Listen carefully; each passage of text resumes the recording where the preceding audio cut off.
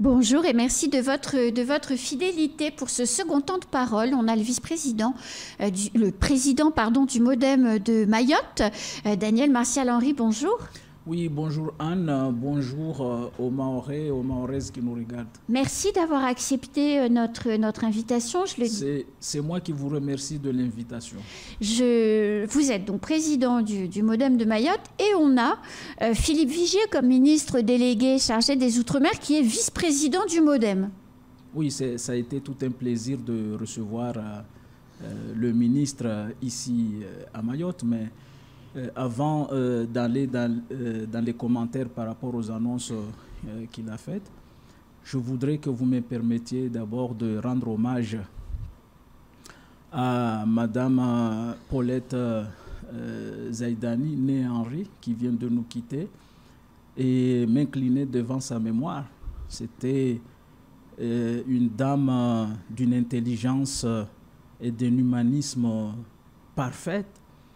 Elle a été la première femme mahoraise à avoir travaillé dans l'administration en tant qu'enseignante, la première institutrice et la première conseillère pédagogique à Mayotte. Elle a, je dirais, fabriqué toute une génération qui lui ont aussi rendu hommage. Je voudrais présenter toutes mes condoléances à sa famille, à ses enfants, surtout. Auxquels je pense beaucoup, qui sont très éprouvés. Et maintenant, pour aller dans le sens, parce que c'est le commun de tout mortel, maintenant, pour aller dans le sens de la visite du ministre, il est venu pour en rescousse aux Mahorais et surtout pour mettre en exécution le plan d'urgence eau défini par le gouvernement, que lui, il qualifie de plan Marshall. Ça veut dire qu'il est dans un concept plus dynamique que ce qui a été annoncé au départ. Plan Marshall parce que c'est 46 millions d'euros en 2 ans, c'est-à-dire en une année, d'ici en 2 ans, 46 millions d'euros, avec la construction de beaucoup de structures.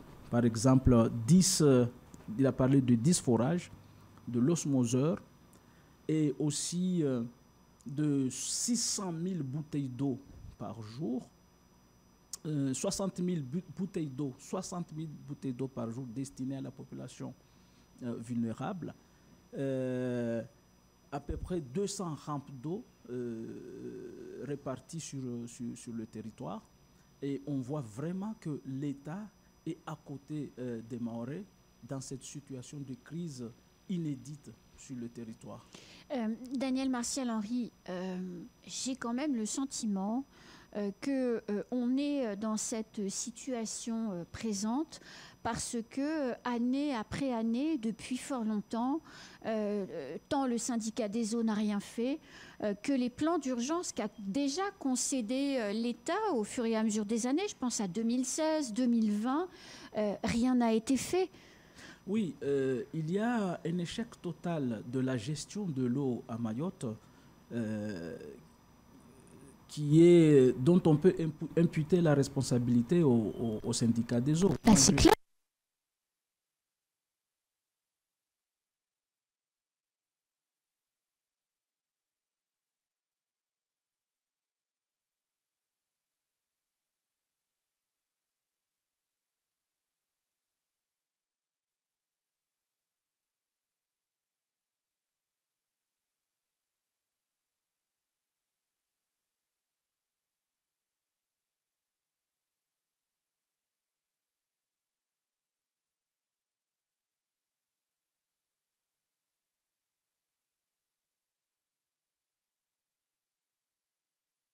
Ce plan d'urgence, l'État a voulu intervenir et financer les structures lui-même parce que justement on constate un échec des syndicats des eaux dans ce sens-là. Je suis d'accord avec vous et c'est tout à fait vrai. Et en plus, le ministre est très digne parce que pendant tout le séjour, pas une seule fois, il n'a incriminé le syndicat des eaux. Or, comme vous l'avez dit, on en est là parce qu'ils n'ont pas fait le travail année après année. Mais le syndicat des eaux est dirigé par les communes, quelque part, puisque chaque commune, chaque interco, via les intercos, ont des élus locaux dans cette institution. Vous l'avez dit fort bien, ils ont été incapables et ils n'y arrivent pas. Pourquoi les élus locaux ne prennent pas le taureau par les cornes pour dissoudre cette institution, en créer une autre ou j'en sais rien, prendre en tout cas les décisions pour avancer? Parce que là, le ministre a annoncé 30 millions d'euros pour réparer des fuites. Moi, je trouve ça formidable, mais je vous rappelle qu'en 2020, on avait un baromètre hebdomadaire des fuites qui devaient ou qui étaient en cours de réparation par le syndicat des eaux. Force est de constater, 3 ans après, le boulot n'a pas été fait. Je ne pense pas qu'il faut dissoudre l'institution parce que l'institution en elle-même, avec ses objectifs, sont quand même louables. Mais ce sont les hommes qui sont censés gouverner cette institution qui n'ont pas vraiment la volonté de faire quelque chose. Et on sait très bien pourquoi. Au-delà. Pourquoi on sait bien les connivences qu'il y a entre les délégataires et les décideurs dans ce secteur-là. Moi, je ne sais pas, mais si vous le savez. Non, mais il faut lire les rapports des cours régionales des comptes. Maintenant, parce que l'homme n'est ni bon ni mauvais, mais c'est, disons, il faut que la justice fasse son travail. Tant qu'on laisse les gens faire tout ce qu'ils veulent, faire du n'importe quoi dans ces institutions qui sont censées répondre aux besoins de Mahorais, c'est normal qu'on aboutirait dans des situations comme ça. Mais je voudrais quand même que l'on revienne c'est un sujet très sérieux. Mais c'est un sujet très sérieux. Il faut que la justice fasse son travail sur ce point-là. On est d'accord. Voilà. Alors, il a annoncé, Philippe Vigier, 15 citernes qui allaient être réparties, alors évidemment, on ne sait pas encore où parce qu'il faut le temps de le décider, mais 15 citernes qui allaient être réparties sur Mayotte. Il a également annoncé une usine, ou une station plutôt, de potabilisation de cette eau. Oui. Fort bien. Mais aujourd'hui, il y a des quartiers, déjà aujourd'hui, à Mamoudzou, puisque la semaine dernière a été très chaotique à Mamoudzou, qui sont privés d'eau depuis 3 semaines. Je pense à la rue de la Mosquée, par exemple, à Cavani. Plus d'eau depuis 3 semaines. Pas une goutte qui coule au robinet. Comment on va choisir les lieux? Comment on va s'assurer que ces gens vont pouvoir avoir de l'eau? Ils deviennent vulnérables. À ce niveau-là, c'est aux techniciens de faire le travail. Il a bien dit qu'il a la chance que dans son cabinet, il a, je pense, une personne spécialisée dans ces questions. J'ai cru comprendre qu'on a dépêché aussi 5 ingénieurs hydrauliques ici à Mayotte. Donc, je pense que c'est à travers, il y a déjà un diagnostic qui existe, parce que si on annonce 15, c'est parce qu'il y a déjà un diagnostic. Peut-être que les annonces ne sont pas faites sur les endroits, mais je pense que d'ores et déjà, ils savent là où ça va être installé. Mais ce que je voudrais que la population mahoraise comprenne, que c'est un plan d'urgence. On est dans un cas d'urgence et il faudrait que... Et l'État intervient en exception. Mais c'est une situation qui ne doit pas perdurer. C'est pour ça que le ministre a anticipé sur la question de la 3e retenue. Parlons-en justement, oui. Collinaire. Et je pense que cette retenue collinaire est ciblée dans la zone de Ouroveni, Kombani. Jusqu'à là, il y a eu quelques imbroglios fonciers de nature parfois incompréhensible. Mais je pense que jusqu'à là, il y avait un dispositif de DUP, déclaration d'utilité publique, n'était pas vraiment assis sur Mayotte, mais ce dispositif maintenant est étendu ici. L'État, je pense, il y a eu déjà des démarches pour déclarer l'utilité publique et construire ce projet. Et je me réjouis du fait que le ministre lui-même s'engage dans cette voie-là, parce que moi j'ai toujours pensé que les usines de dessalement va nous coûter très cher. C'est une technologie qu'on ne peut pas suffisamment maîtriser sur le territoire, et que nous sommes sur un territoire où les courbes hydrographiques s'approprient très bien à l'installation de ce troisième retenue collinaire, et il pleut quand même. Ce que je voudrais ajouter, c'est que la retenue collinaire de Kombani est réalisée il y a un peu plus de 30 ans. Hein, et sachant que la population, comme on a un taux de croissance démographique de 3%, notre population double tous les 15 ans. Donc en 30 ans, la population a été multipliée par 4. Si ce retenu a pu tenir jusqu'à aujourd'hui, c'est parce que quand elle a été réalisée, elle a été faite sur une durée quand même de 15 ans, 30 ans. Mais je pense que si on fait une deuxième retenue collinaire, aujourd'hui, on peut aussi continuer à tenir encore 30 ans. C'est-à-dire la réalisation d'une troisième retenue collinaire aujourd'hui est vraiment viable, parce que la retenue qui est là avait été faite pour une population, par exemple, qui représente 25% de ce que nous sommes aujourd'hui. Daniel Martial-Henry, Jean-François Carenco, en réponse à Estelle Youssoufa, à l'intérieur de l'hémicycle de l'Assemblée nationale, avait promis que la DUP était déjà déposée. Donc la DUP, c'est la déclaration d'utilité publique de la retenue collinaire. Samedi, à l'occasion du voyage, Philippe Vigier, l'actuel ministre, a dit qu'elle n'était pas déposée, et le préfet Suquet, Thierry Suquet, a dit qu'elle serait déposée là dans les prochaines semaines, et que la négociation sur le foncier était en cours. Le problème, si vous voulez, c'est que comment avoir confiance quand un jour on vous dit blanc et un jour on vous dit noir? C'est quand même embêtant. Il faut avoir confiance. Il faut avoir confiance. Pas facile quand même. Pourquoi je veux dire qu'il faut avoir confiance? C'est qu'il y avait déjà eu auparavant un DUP qui a été déposé, et la justice s'en était même saisie, et une décision soit devrait sortir ou était sortie, mais on s'était rendu compte que en fait le dispositif en matière de DUP n'était pas applicable à Mayotte. Il a fallu prendre, je dirais, un décret rendant cette disposition applicable à Mayotte, et on a traîné sur ça. Et je vous dis, si le préfet dit, parce que c'est la préfecture qui avait déposé déjà cette DUP. Et là, ça va être redéposé. Vous le savez que quand on fait une requête, ça ne se fait pas comme ça au pif du jour au lendemain. Non, il faut quand même prendre un certain nombre de garanties. Et cette déclaration va être faite. Alors là, derrière vous, vous voyez la foreuse qui va donc réaliser les 10 forages qui sont attendus. Le ministre table sur un rendement moyen de 500 mètres cubes jour par forage. Donc, x 10, ça fait 5000. Hein. Enfin, voilà, c'est des maths. Sauf qu'on n'a aucune garantie que le rendement attendu sera le rendement effectif, puisque le forage n'est pas fait. Donc, en fait, on fait des calculs en disant, voilà, une fois les forages faits, il y a 5000 mètres cubes jour. Sauf que... on n'est pas sûr.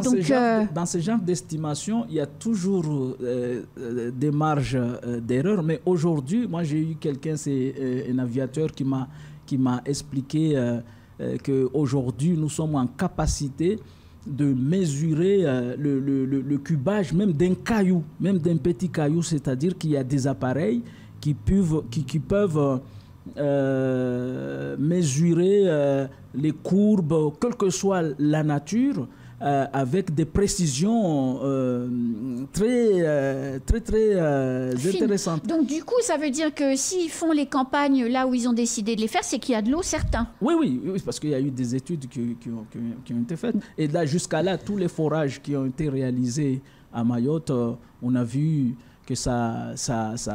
les projets ont bien abouti. Donc, c'est que je voudrais aussi poursuivre par rapport à ce que... Parce que le ministre, dans les images que j'ai vues tout à l'heure, il y a des points qui ne sont pas apparus, comme par exemple, il a annoncé le soutien des entreprises. Ah oui, ça c'est très important. Des entreprises qui sont éprouvées. Et là... je pense que la direction des finances publiques a été chargée de définir un dispositif qui permet d'accompagner les entreprises qui sont impactées par cette crise. Ça sera un peu comme les aides Covid en réalité. Et pour finir, je voudrais tout simplement dire, parce qu'il faut aussi penser à l'environnement. Parce que j'ai eu la chance de sillonner un peu plus les îles de l'océan Indien. Et Mayotte a une terre qui est très argileuse. Et ici, alors que quand vous allez à Anjouan, par exemple, la terre est un peu sablonneuse. Et là, ici à Mayotte, ce sont les racines des arbres qui conduisent l'eau dans les nappes phréatiques. Absolument. Et donc, la question de l'environnement est très importante à prendre en compte dans cette politique, je dirais, de moyen terme ou de long terme, pour pouvoir ressourcer les nappes et régler durablement ce problème d'eau à Mayotte. Et au passage, je pense que le temps nous est compté. Je vais parler quand même un peu du MODEM. Le ministre, il est vice-président du MODEM. Il a souhaité recevoir la délégation du MODEM à Mayotte que j'avais conduit. Et j'avais associé dans cette délégation 4 notables, dont le président et ancien maire de Boigny, Mohamed Dissouf, qui nous a accompagnés. On a reçu le ministre. Il nous a promis qu'il va revenir. Il prendra un peu plus de temps pour discuter avec nous. C'est ce qu'il a dit, oui. Et il nous a même chargé de recueillir les doléances et de lui présenter vraiment un dossier. Un dossier que nous souhaitons déjà travailler avec le conseil départemental, bien sûr. Parce que quelque part, nous serons quand même un maillon très fort dans les relations qui vont se jouer, disons, qui vont se jouer dans les prochaines semaines. Voilà. Mais Daniel Martial-Henri, le fait que notre ministre délégué chargé des Outre-mer soit justement un MODEM, quel est le rapport de force qu'il va mettre en place avec ses autres collègues ministres pour faire avancer nos dossiers à Mayotte? Est-ce que c'est une bonne chose pour nous? On a déjà une bonne chose, c'est qu'aujourd'hui, François Bayrou il est commissaire au plan. Il est commissaire au plan. Il est censé travailler sur les investissements à long terme de la France. Voilà, oui. De la France. Et le MODEM aujourd'hui, c'est un peu plus de 4 ministres dans le gouvernement d'Emmanuel Macron.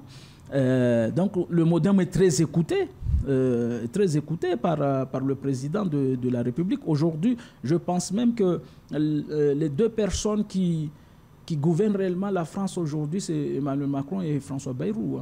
Et là-dessus, le MODEM est quand même un parti très fort au niveau avec 60 députés. Donc ce n'est pas à négliger. Bien sûr. Et puis, François Bayrou, qui connaît très très bien Mayotte, d'ailleurs, il nous a annoncé qu'il viendrait à Mayotte l'année prochaine. Ça sera son premier déplacement dans l'outre-mer. Il va venir à Mayotte et que le MODEM, qui est l'émanation de l'UDF, donc qui a beaucoup travaillé avec les figures emblématiques de Mayotte, va... disons que le MODEM, c'est vraiment le parti qui est ami de Mayotte. Et je me réjouis qu'on ait un ministre MODEM. Et le MODEM, c'est une sensibilité régionaliste. Nous, notre politique n'est pas, disons, centralisée à Paris, mais c'est une politique, quand Bayrou parle souvent de sa région, de son Béarn, par exemple, et le ministre l'a dit même que c'est un homme de terrain, ce qui est vrai. Oui. Ce qui est vrai. Il l'a dit, effectivement. Et que les problématiques que Mayotte rencontre, il a eu déjà à en faire face à ce genre de problèmes au niveau de son territoire. Et donc c'est cet pragmatisme, cette vision terre-à-terre et pragmatique qu'incarne le MODEM à travers le ministre qui est là, qui a une très forte sensibilité sur Mayotte. Je ne suis pas indifférent à cette disposition. Merci beaucoup, Daniel Martial-Henry. C'est moi qui vous remercie, Anne. On se dit à bientôt. À bientôt. C'est la fin de ce temps de parole. Tout de suite, la suite de nos programmes.